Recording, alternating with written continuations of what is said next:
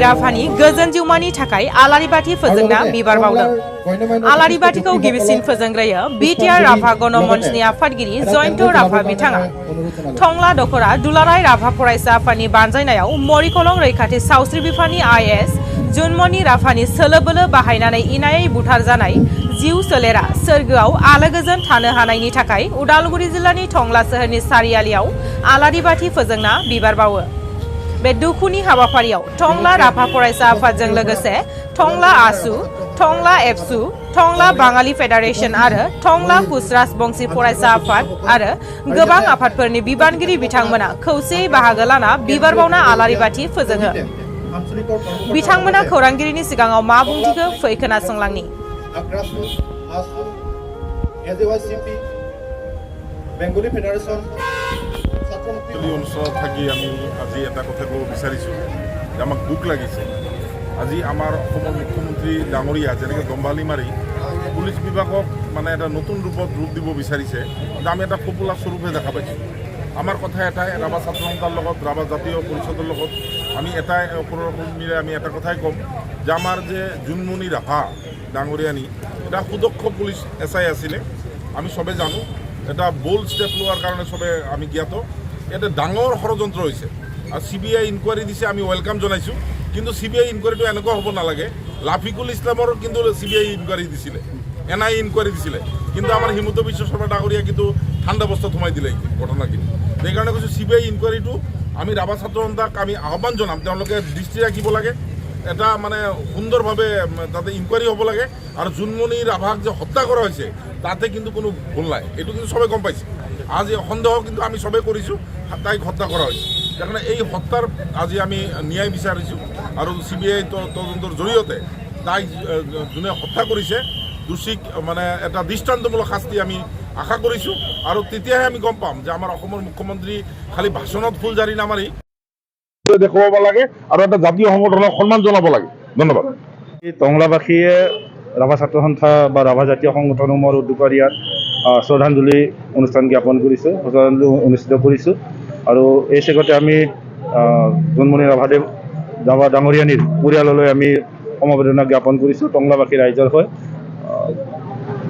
ইতিমধ্যে আপোনালোক সকলোৱে জানে যে যি ৰহস্যজনক মৃত্যু, এই মৃত্যুটো গোটেই অসমবাসীয়ে এইটো সাধাৰণ মৃত্যু বুলি পেলাই মানি ল'ব পৰা নাই।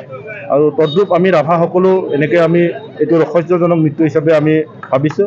আৰু ইয়াত যথেষ্ট সন্দেহৰ থল ইতিমধ্যে ওলাইছে আৰু ৰাজ্য চৰকাৰে ইতিমধ্যে নিজে সন্দেহ প্ৰকাশ কৰিছে। নহ'লে তেওঁলোকে হঠাৎ CID তদন্ত তেওঁলোকে ঘোষণা নকৰে আৰু CID তদন্ত শেষ নহওঁতে তেখেতসকলে CBI তদন্ত ঘোষণা কৰিছে। ইয়াত এইটো ৰাজ্য চৰকাৰ বা প্ৰশাসনেই ইয়াত সম্পূৰ্ণ মানে স্পষ্টকৈ তেওঁলোকে দেখুৱাইছে যে এইটো সাধাৰণ মৃত্যু নহয়, এইটো এটা অসাধাৰণ মৃত্যু। ইয়াক হয়তো ৰহস্যজনকভাৱে তেখেতক হত্যা কৰা হৈছে আৰু এইটো হত্যাৰ বলি ৰূপ দিবলৈ চেষ্টা কৰা হৈছে। একেটি নিশাতেই দুৰ্ঘটনা, একেটি নিশাতে আনফালে মানে তালাচী, কি ক'ব? প্ৰথম সন্দেহটো সেইটোৱে। প্ৰথম সন্দেহটো তেখেতসকলক প্ৰায় 1:30 বজাত তেখেতৰ মৃত্যু হোৱা বুলি ইতিমধ্যে আৰক্ষীয়ে প্ৰকাশ কৰিছে।